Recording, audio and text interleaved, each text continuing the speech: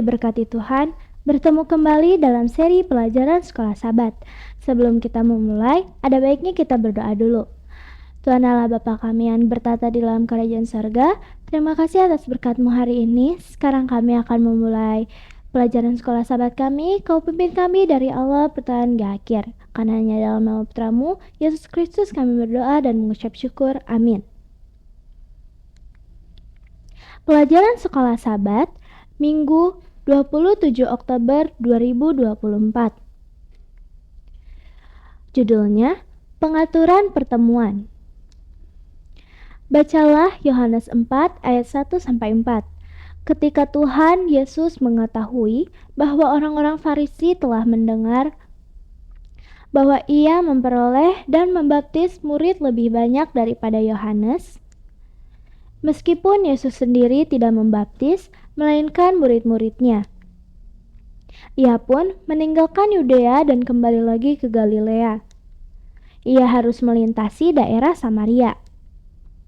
Apakah latar belakang masalah yang menuntun Yesus melewati Samaria? Orang-orang Farisi menemukan bahwa murid-murid Yesus membaptis lebih banyak orang dibandingkan dengan murid-murid Yohanes Pembaptis. Situasi ini dapat menimbulkan ketegangan antara para pengikut Yohanes Pembaptis dan Yesus.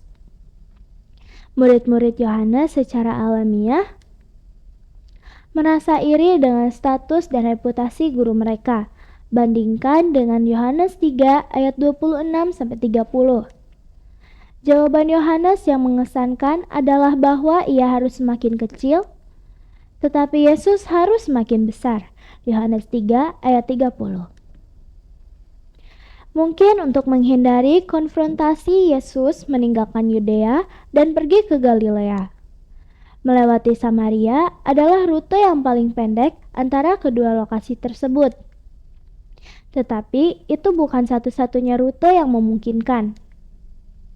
Orang-orang Yahudi yang taat akan mengambil jalan yang lebih jauh, yaitu ke arah timur melalui Perea. Tetapi Yesus memiliki sebuah misi di Samaria. Bacalah Yohanes 4 ayat 5-9. Maka sampailah ia ke sebuah kota di Samaria, yang bernama Sikhar, dekat tanah yang diberikan Yakub dahulu kepada anaknya Yusuf. Di situ terdapat sumur Yakub.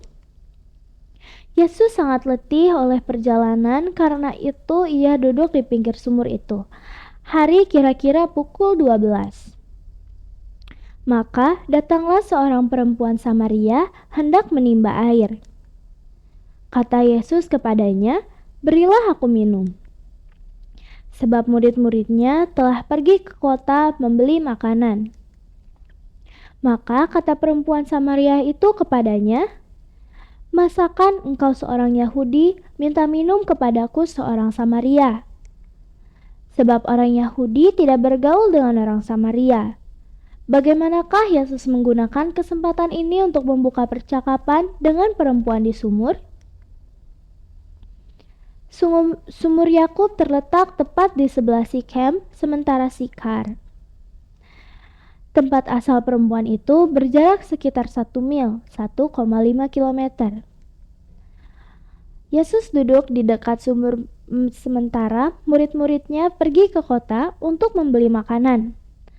Dia tidak memiliki akses untuk mendapatkan air yang dingin dari sumur itu. Ketika perempuan itu datang untuk menimba air, dia meminta perempuan itu untuk memberinya minum. Dalam Yohanes 3, sungguh mengejutkan bahwa Nikodemus, seorang pemimpin Yahudi dan seorang rabi, mau merendahkan diri untuk datang kepada Yesus. Dia datang pada malam hari untuk menghindari ketahuan. Namun dalam Yohanes 4, wanita itu bersembunyi di siang bolong. Mungkin untuk menghindari kontak dengan wanita-wanita lain yang datang di awal. Pada pagi hari atau pada sore hari ketika hari sudah lebih sejuk, lagi pula mengapa dia pergi jauh-jauh untuk mengambil air dan di tengah hari yang panas. Apapun alasannya, berada di sana, pertemuan dengan Yesus akan mengubah hidupnya. Adegan apa yang terjadi selanjutnya? Seorang guru Yahudi dikontraskan dengan seorang wanita Samaria yang memiliki reputasi yang buruk. Sesungguh hal yang kontrasi, namun dalam konteks yang tepat ini, sebuah pertemuan yang luar biasa terjadi. Apakah hal-hal yang tabu dalam budaya saudara yang dapat menghambat kesaksian saudara kepada orang lain? Bagaimanakah kita belajar untuk mengatasi semua itu? Bawalah jawaban saudara ke kelas pada hari Sabat. Tuhan memberkati. Mari kita berdoa. Tuhan Allah Bapa kami yang bertata di dalam kerajaan surga, sekarang kami telah selesai belajar firman-Mu. Kiranya apa yang telah kami pelajari bisa menjadi berkat bagi kami.